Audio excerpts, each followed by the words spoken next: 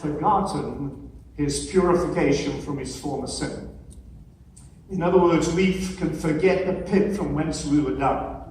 And after a while, we begin to sort of coast along, forget all about God and the grace of God and God's enabling and so on. We forget about the fact that God lifted us, as the Bible says, out of a horrible pit, out of a miry clay, set our feet on the solid rock, and so on. The old hymn says it, lest I forget thy love for me, lead me back to Calvary. You know, we can forget so easy. The children of Israel forgot what God said, and as a result, they turned to idolatry.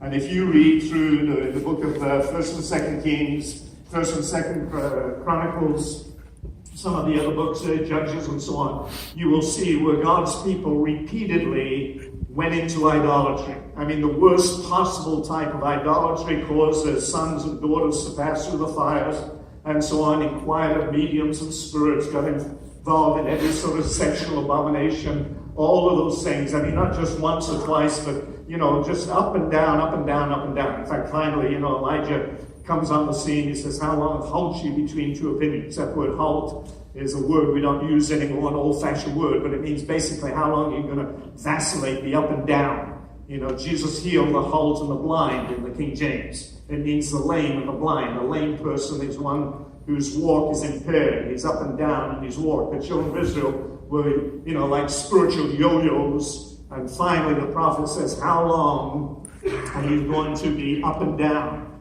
When are you going to be consistent? If God is God, serve God. If Baal is God, serve Baal. But anyway, they repeatedly went into idolatry. Psalm 106 has a little summary, if you like, of their history. Verse 34, they did not destroy the people as the Lord commanded them, but they mingled with the nations.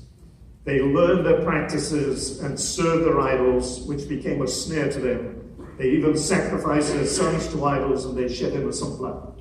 In other words, they mingled. Instead of separating themselves from the nations, they began to mingle with the nations. Once you begin to mingle, then you get inquisitive. Why'd you do that? Why'd you do that? And so on. Pretty soon they're serving their gods and so on. And even though God was incredibly patient with them, they provoked God time after time after time after time after time.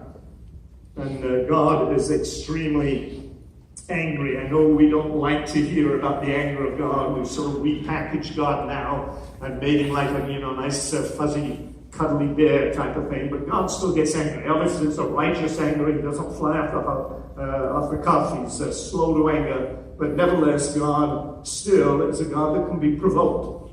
Is that right? I know a lot of people, and I've said this, I'm sure, many, many times, but I think a lot of people think those 400 years of silence between the Old Covenant and the New Covenant is when God went through anger management classes, and now he's much more mild and easygoing and lovable and so on and so forth. No, I am the Lord and I change not. God's character has never changed.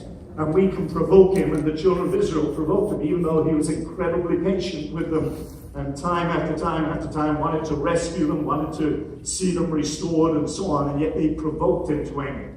And we need to understand that about our sin. Our sin hurts the heart of God. There's a verse there in Ezekiel that many, many times I've looked at in the 6th chapter, I think it is, of Ezekiel. And it says that the Lord speaking, how I have been hurt by their adulterous hearts which turned away from me, and by their eyes which played the harlots with other idols. I have been hurt. God gets hurt. How many of you know God gets hurt? You know, and we are the ones that do the hurting. And the children of Israel were provoking God, even though he was tolerant, even though he was patient with them, and so on. And finally, God has to take drastic measures.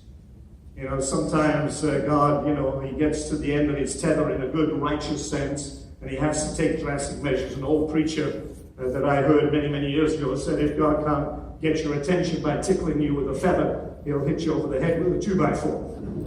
And I think he begins by tickling us with a feather. He tries to get our attention in a loving, kind, compassionate way and so on, but eventually, you know, he has to hit us over the head with a 2x4. And so, if you turn with me to 2 Chronicles chapter 36, and we'll